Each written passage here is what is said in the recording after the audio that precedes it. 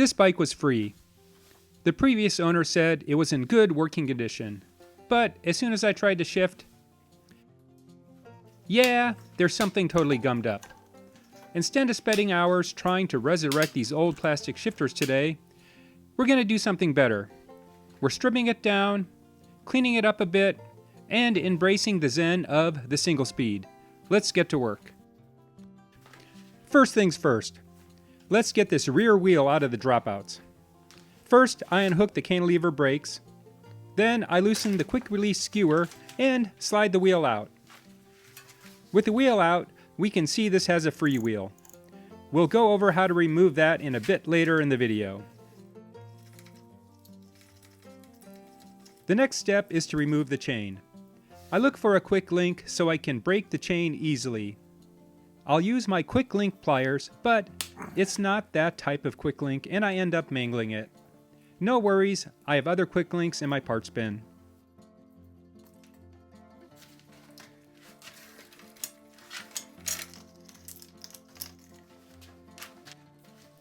At the rear of the bike, we can focus on removing the rear derailleur.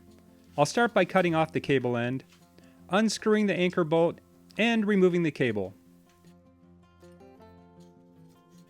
I notice that there's a bunch of friction between the cable and the housing. That's the cause of the sluggish and sticky shifting. Mystery solved.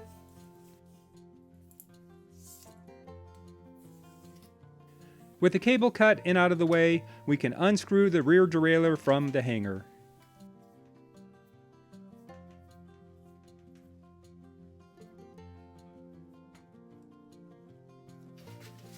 At the center of the bike, we'll be using a similar process to remove the front derailleur. I'll start by cutting the cable end, unscrewing the anchor bolt, and finally removing the cable.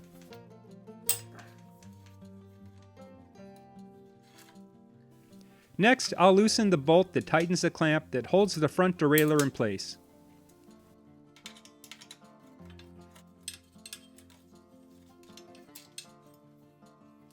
This thing seems to be stuck on there good and tight. The hammer persuasion to the rescue. With a gentle tap, the front derailleur is free. Still, at the center of the bike, we'll tackle removing the drive side crank arm. I'll start by removing the protective center cap. This exposes the bolt that holds the crank arm in place. Next, I'll use my ratchet wrench to remove that bolt. With the bolt removed, I can use my crank arm puller tool to remove the crank arm. I'll start by screwing in the centerpiece. Make sure you get it screwed all of the way in. This will help prevent stripping the threads.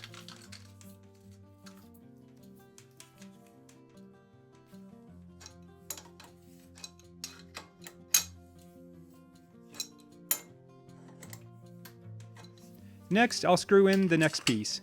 By turning the handle, it presses the crank arm out.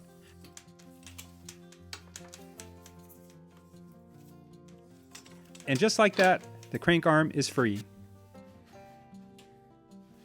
Now at the front of the bike, we'll tackle the controls. Since we're converting to a single speed, these shifters are coming off to simplify the cockpit. I'll start by removing these old foam grips. They look nice, but due to age, they're no longer supple, but rather stiff and uncomfortable to hold.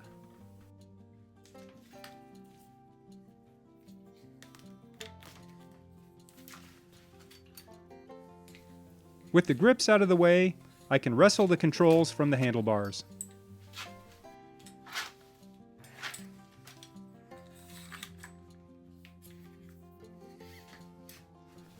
With the bike mostly stripped down, it's time for a bath. I'll use my favorite, Dawn Power Wash. I'm still waiting for my sponsorship.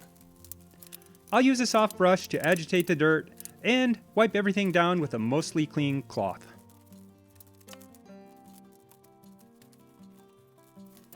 Now that the bike is stripped down and all clean, it's time to remove its gears and make this thing a single speed. The bike came with a 7-speed freewheel.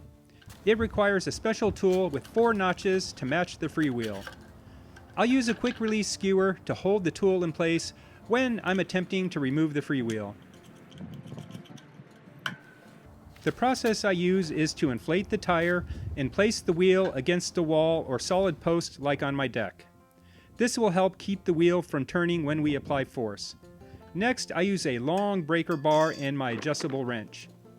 That normally gives me enough leverage to break the free wheel loose. Once it's broke free, you can spin it off by hand. On to the drive side crank arm. This thing has 3 gears and we only need 1. Lucky for us, this one has chain rings that we can remove. I'll use my Allen key and start the process by loosening all 5 bolts. Next, I'll remove each so that I can remove the large chain ring.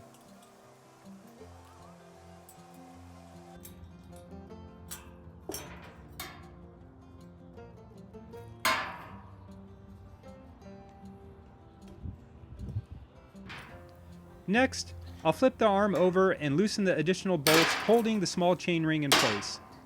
It's the same process. Break them loose, then unscrew them.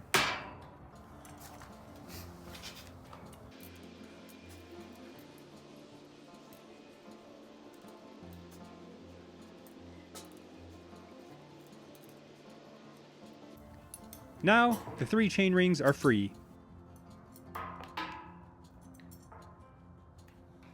Now it's time to test fit the chain ring I'm going to use. I chose the 40-tooth ring because I thought the 50-tooth ring would be too big. It turns out we have a small problem. The chain ring bolt extends too far. This won't allow us to tighten the ring down. Luckily, I'm a bike part hoarder. I had these shorter chain ring bolts sitting in my parts bin. There are 2 positions I can install this chain ring: the inward side and the outward side. The issue I will be fighting with using the existing wheel is a good chain line. The free wheel sits way on the inside. As a result, I want the chain ring inward as much as possible, so I'll attach it on the inward side of the crank arm.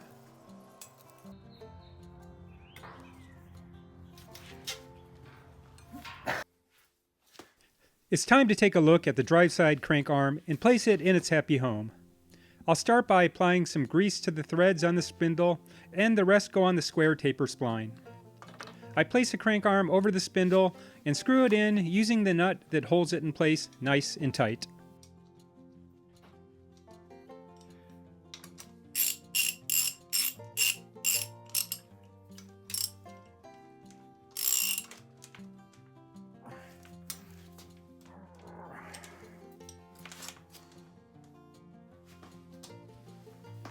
The brakes were working fine with no observable friction, and I want to keep it that way. So, I'll lube the cables and housings the best I can.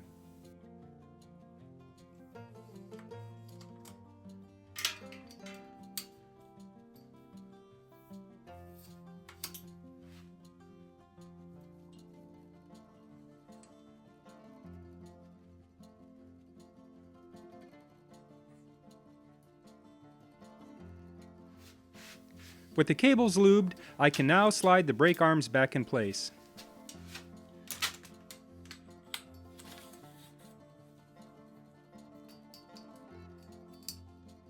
I'll use one of the new grips to make sure I have the placement of the brake levers just so.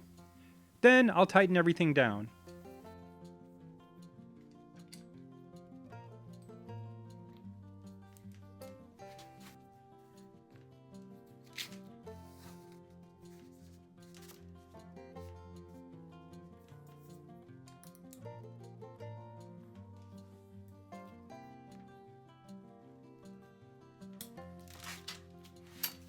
I'll repeat the process on the other side for the front brake.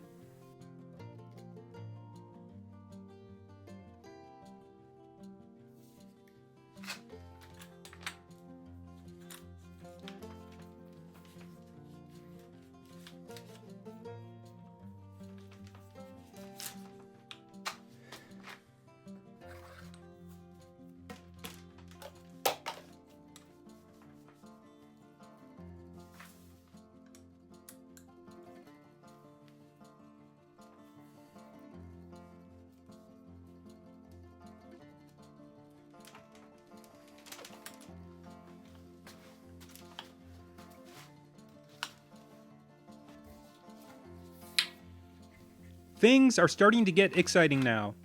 It's time to install the single-speed freewheel where the 7-speed freewheel once lived.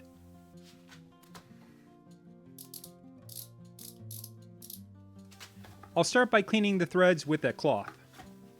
Next, I'll apply a thin coating of grease to the threads to make sure removal is easier.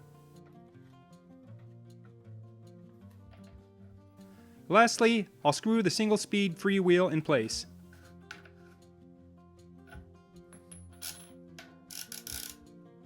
There we have it, a single-speed rear wheel. With the rear wheel in place, we need to talk about chain line. It's best practice to align the rear cog with the chain ring up front. This allows for the most efficient and smooth drivetrain. Here, you can see the chain line is not perfect. For our purposes, this will work. It's not optimal, but it'll get the job done. Later in this video, I'll show a more optimal solution. Now it's time for the chain. I'm going to reuse the chain that came with the bike. Here, I'm figuring out the shortest I can make the chain while having it go around the chain ring and rear cog. If you get lucky, you may find the magic ratio and the chain will fit nice and tight.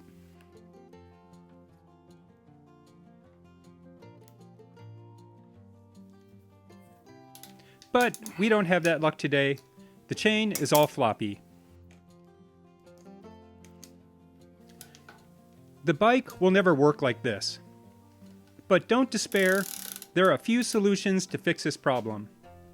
You can install half links to get the chain length just so. You can repurpose a rear derailleur to tension the chain. I show how this works in the video linked in the description below. Or you can use a purpose-built chain tensioner. These are designed to attach to the derailleur hanger and they have a strong spring that presses up or down on the chain. This one presses down. Be sure to read the instructions. I missed an important step and didn't route the chain through the tensioner before I connected the chain. Luckily, we used a quick link and it's an easy process to break the chain and route it correctly.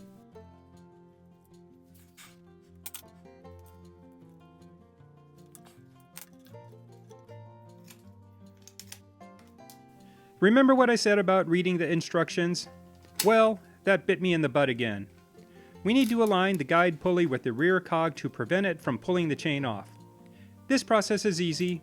Just loosen the set screw, align the pulley, and finally tighten the set screw again.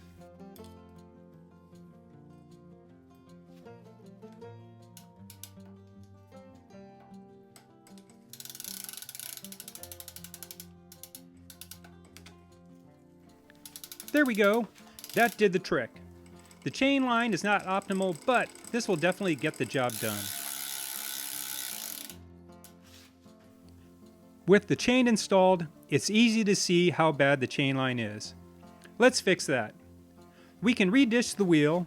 RJ the bike guy has an awesome video on this process if you want to look that up, but I'm going to reuse this wheel and that's out of the question.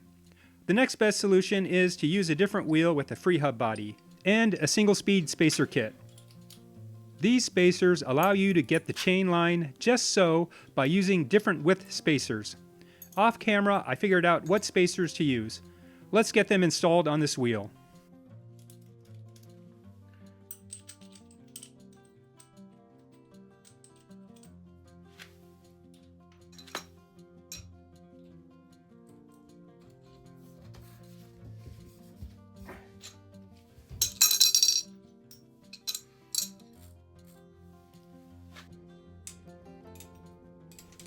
With the new wheel in place, let's screw on the chain tensioner.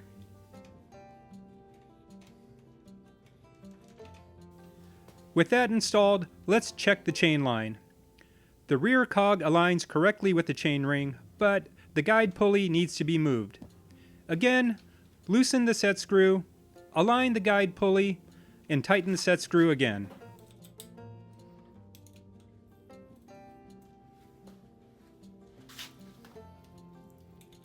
Now it's time for the chain. I learned my lesson from the last time, and I'm routing the chain through the tensioner before I connect the quick link.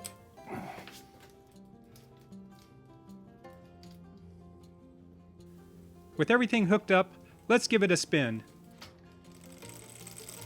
Success! This is definitely the way I would suggest when converting a bike to single speed. Let's make sure this bike is safe to ride.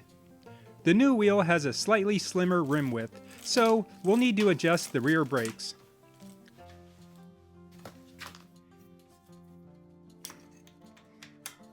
Now let's get the front brakes working as well and go for a test ride.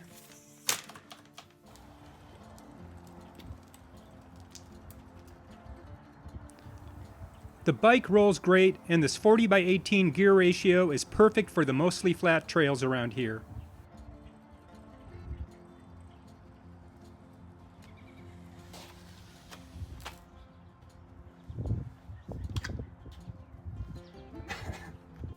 If you enjoyed this video, show that thumbs up button some love and subscribe for more amateur bike mechanic videos.